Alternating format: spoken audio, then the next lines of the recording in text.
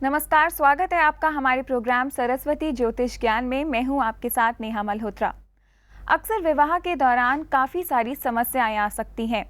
ज्योतिष के माध्यम से विवाह में आने वाली समस्याओं का कैसे पाएं आप समाधान, आज इसी विषय पर हम बात करेंगे। हमारे साथ स्टूडियो में मौजूद है पंडित मनोज वत्स जी। अगर आपका भी ज्योतिष से जुड़ा कोई सवाल है तो आप पंडित जी से सीधा संपर्क कर सकते हैं। तमाम जानकारी आपकी टेलीविजन स्क्रीन पर मौजूद है। पंडित जी, स्वागत है आपका हमारे प्रोग्राम में। नमस्कार पंडित जी, अक्सर ऐसा होता है कि शादी के दौरान ढेर सारी समस्याएं आती हैं, तो सबसे पहले मैं जानना चाहूंगी किस तरह की समस्याएं कॉमनली आती हैं। दाम्पत्य जीवन में आने वाली काफ़ी समस्याएं होती हैं स्टार्टिंग में, जैसे कि दाम्पत्य जीवन के अंदर शादी होने में काफ़ी दिक्कतें आती हैं, अगर हो गई हैं तो उसके बाद भी परेशानी थी। मगर आज हम बात करें पहले परेशानियों की। यहाँ पर क्या होता है कि शादी करने से पहले हॉरोस्कोप चेक कराते हैं तो मैच मेकिंग के अंदर काफ़ी दिक्कतें आ जाती हैं। अगर मैच मेकिंग हो भी जाती है तो लड़का समझ में नहीं आता, लड़के वालों को लड़की समझ में नहीं आती। दूसरा कारण ये हो जाता है, मगर कहीं ना कहीं एक दूसरे के प्रति कोई ना कोई भाव के अंदर कमी देखते हुए वो मना ही होता रहता है। कई लोग तो कम से कम 20-25 शादियाँ के लिए जाते हैं, घरों में देखते हैं लड़के, मगर उन्हें तब भी समझ में नहीं आता। या लड़का कहीं पे लड़की को दूसरी को पसंद करता है, मगर उसके लिए भी ज़बरदस्ती दूसरे को पसंद किया जाता है, तो वहाँ पे भी दिक्कतें आती हैं। कई बार देखा गया मांगलिक दोष की वजह से भी दिक्कतें आ जाती है कि मंगल दोष है, लड़का भी पसंद आ रहा है, जन्म पत्र भी मैच में गुण उसने 18 से ऊपर मिला दिया, मगर वो मांगलिक की वजह से भी मना हो जाता है। कई लोगों का भुक्कुट नहीं मिलता, जिसकी वजह से भी शादी के अंदर दिक्कतें आ जाती हैं। कई लोगों के साथ में देखा गया है कि लड़के का काम किसी को पसंद नहीं आता, किसी को कोई हाइट पसंद नहीं आती लड़के की या लड़की की, कहीं ना कहीं किसी न किसी चीज़ को लेकर के कमी रहती है।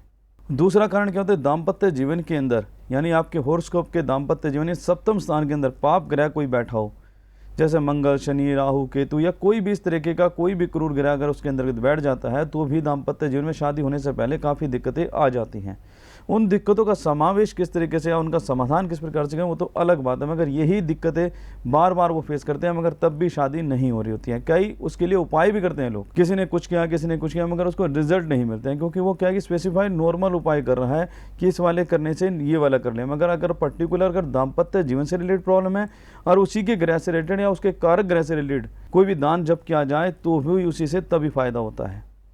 नॉर्मली यही दिक्कतें आती हैं कि हो नहीं रही है, हो रही है तो टूट जाती है, तो ऐसी समस्याएं बनी रहती हैं। पंडित जी, अगर हम जन्म पत्री की बात करें तो जन्म पत्री के माध्यम से कैसे पता लगाया जा सकता है कि कोई प्रॉब्लम आएगी विवाह में? जन्म पत्री के माध्यम से हम इस प्रकार पता लगा सकते हैं कि अपने हॉरोस्कोप का अगर आप चेक करते हैं तो दाम्पत्य जीवन यानी सप्तम स्थान के अंदर अगर पाप प्रभाव के ग्रह उसके अंदर बैठे हैं तो ग्रहों के माध्यम से हम उसे जान सकते हैं कि किस माध्यम से कौन सा ग्रह उसको खराब कर रहा है, कौन सा अच्छा कर रहा है। तो उसके लिए आपको हॉरोस्कोप चेक करना पड़ेगा या कराना पड़ता है। सर्वप्रथम देखिए, अगर मंगल वहाँ बैठा है या और मंगल के साथ में राहु, केतु, शनि या कोई भी इस प्रकार का ग्रह अगर बैठ जाता है तो भी उसके अंदर दाम्पत्य जीवन के अंदर दिक्कत आती है। यदि सूर्य बैठता है तो दाम्पत्य जीवन के अंदर भी दिक्कतें आ जाती है, होने में भी दिक्कतें, होने के बाद भी दिक्कत आती है, क्योंकि सूर्य का अग्नि तत्व राशि का माना गया। अगर वो किसी भी राशि के अंदर दाम्पत्य जीवन के अंदर बैठता है तो अग्नि का कारक है, तो उस चीज़ को भी जला देता है, तो उसका वहाँ पे दाम्पत्य जीवन के अंदर दिक्कत है तो वहाँ पे उसको खराब करता है। यदि अगर चंद्रमा वहाँ पे बैठ जाता है तो वो अच्छा फल देता है, क्योंकि शुभ ग्रह अगर वहाँ पे बैठ जाता है तो अच्छा फल देता है। यदि चंद्रमा वहाँ पे नीच के होकर यानी वृश्चिक राशि के अंदर बैठे तो वहाँ पे खराब करता है। यदि अगर वहाँ मंगल बैठ जाते हैं तो मांगलिक दोष भी हो जाता है और मंगल दोष के कारण भी वहाँ पे दिक्कत आती है। अगर उच्च का बैठा तो अच्छा फल देगा, अगर वो नीच का बैठा या विरोधी राशि या शत्रु राशि का हो जाता है तो खराब फल देगा। यदि वहाँ बुध सप्तम स्थान के अंदर अगर बुध ग्रह बैठ जाता है तो उसके अंदर बुध ग्रह से रिलेटेड उसको शुभ फल की प्राप्ति होती है। अगर बुध भी नीच राशि का होता है तो भी दिक्कतें आती हैं। अगर विरोधी हो जाए या शत्रु क्षेत्रीय अगर ऐसा ग्रह हो जाता है तो उसके अंदर भी उसके भाव के अंदर कमी आ जाती है, दाम्पत्य जीवन के भाव के अंदर कमी आ जाती है। अगर वहाँ पर गुरु बैठ जाते हैं, देवगुरु बृहस्पति, तो वहाँ पे अच्छा प्रभाव देता है, क्योंकि शुभ ग्रह होगा तो अच्छा फल देगा, क्रूर ग्रह होगा तो खराब फल देगा। तो वहाँ पे अगर गुरु नीच राशि का तो होता है दाम्पत्य जीवन में 2 मैरिज का योग निकाल देते हैं।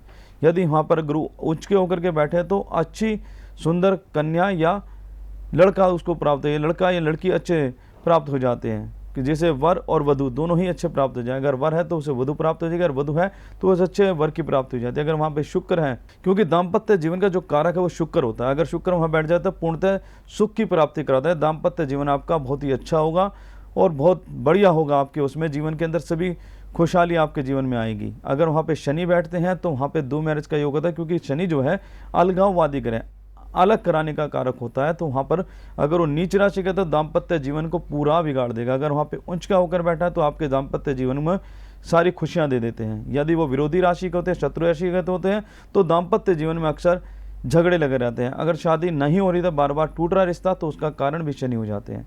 यदि वहाँ राहु बैठ जाते हैं तो 2 मैरिज का योग रहता है। बल्कि जिसके दाम्पत्य जीवन में राहु होता है तो अक्सर उसके अगर पत्नी हो जाती है उसके बाद तो उसके स्वास्थ्य के अंदर दिक्कत रहती है। अगर वहाँ पे केतु बैठता है तो भी स्वास्थ्य के अंदर रहते हैं। अगर ऐसे ग्रह दोनों साथ में सामने बैठ जाते हैं, राहु और या केतु, दाम्पत्य जीवन के अंतर्गत, तो 2 मैरिज का योग निकलता है, क्योंकि 2 मैरिज होना वहाँ पे अनिवार्य है। इसके लिए राहु से रिलेटेड और केतु से रिलेटेड उसका दान और जब भी आप करा सकते हैं। साथ में अगर वहाँ पर केतु अगर वहाँ बैठता है तो वहाँ पर भी केहेतु यानी कि पति पत्नी के भाव के अंदर भी दिक्कतें आती हैं, क्योंकि शादी होने से पहले उसकी चीज़ें कुछ समझ में नहीं आती लड़की के, लड़के को लड़की की बातें समझनी है। उनके घर और परिवार वाले लोग भी यही देखना चाहते हैं कि किस प्रकार से शादी हो जाए, मगर कहीं ना कहीं किसी न किसी भाव के अंदर कमी कर देते, क्योंकि राहु और केतु अधूरे ग्रह हैं। तो अधूरा ग्रह अधूरा ही रखता, पूर्णतः कभी नहीं रहता।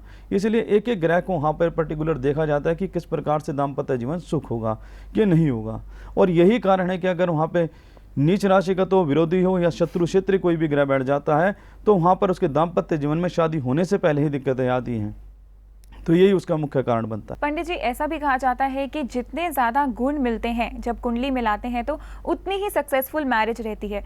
इसके बारे में आप क्या बताना चाहेंगे? बिल्कुल, इसके लिए मैं बताना चाहता हूँ कि ये गुण के आधार पे नहीं है कि भाई सारी चीज़ें गुण अच्छे होंगे तो ही सारी चीज़ें अच्छी होंगी। कई लोगों के गुण तो मिलते ही नहीं है। कई लोग पुराने जितने भी लोग हैं उनके जन्मपत्री के नाम से हिसाब से ही अपना जैसे कि नाम के हिसाब से मिलाते थे तो उनके जन्मपत्री नहीं मिलते थे। उनके अगर गुण देखे जाते थे तो वही गुण भी नहीं मिलते थे।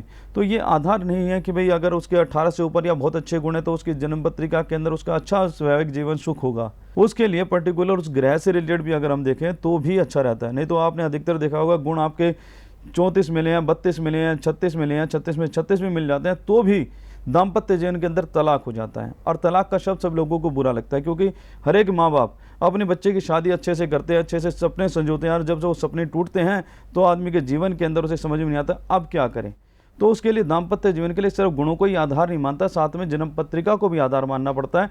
अगर जन्म पत्रिका को भी आधार मान लेते हैं तो ही उसका निवारण कर सकते हैं। अगर उसके अंदर पाप ग्रह है तो उसका निवारण कर सकते हैं। अगर सुखमय जीवन है तो आपका वो गुणों के साथ में वो घर का भी सुख आपको पूर्णतः प्राप्त होता है। तो उसके लिए वैवाहिक जीवन के साथ साथ हॉरोस्कोप को भी बहुत जरूरी है। उसके लिए नवमांश पत्री को भी अगर एनालाइज कर लिया जाए तो बहुत ही बढ़िया रहता है, क्योंकि नवमांश पत्री भी उसके जीवन के, क्योंकि विवाह के लिए अगर देखना है तो नवमांश को देखा जाता है। जन्म पत्रिका के अंदर नवमांश को जब चेक करते हैं उसके अंदर भी क्रूर गिराते हैं तो भी कई बार जन्म पत्रिका के अंदर वो चीज़ें नहीं आती है जो नवमांश के अंदर मिलती है। अगर नवमांश की स्थिति भी अच्छी है और दाम्पत्य जीवन की भी स्थिति अच्छी है और आपके गुण भी अच्छे मिल गए हैं तो समझ लीजिए आपके जीवन के अंदर वैवाहिक जीवन का सुख भी बहुत अच्छा होगा और साथ में तरक्की वाला होगा। जो आपकी धर्मपत्नी आएगी आपके हर एक काम के अंदर आपका हाथ बढ़ाएगी और आपको सक्सेस की तरफ आपको लेकर के जाएगी। जी पंडित जी, आगे भी इसी विषय पर हम बात करेंगे, लेकिन अभी रुकते हैं एक ब्रेक के लिए। दर्शकों, हम बात कर रहे हैं विवाह में आने वाली समस्याओं के बारे में। अभी लेते हैं एक छोटा सा ब्रेक, जल्द लौटेंगे सरस्वती ज्योतिष ज्ञान में। अगर आप कुंडली दिखाना या बनवाना चाहते हैं, विधिवत रूप से किसी भी प्रकार की पूजा कराना चाहते हैं या उच्च कोटि के रत्न लेना चाहते हैं तो संपर्क करें सरस्वती ज्योतिष केंद्र, MU 61A, near city park hotel, Pitampura, Delhi 110088। आप हमें फोन भी कर सकते हैं। हमारे फोन नंबर्स हैं 9999737855 और आप हमें मेल भी कर सकते हैं। हमारा ईमेल ID है panditmanojvats@gmail.com।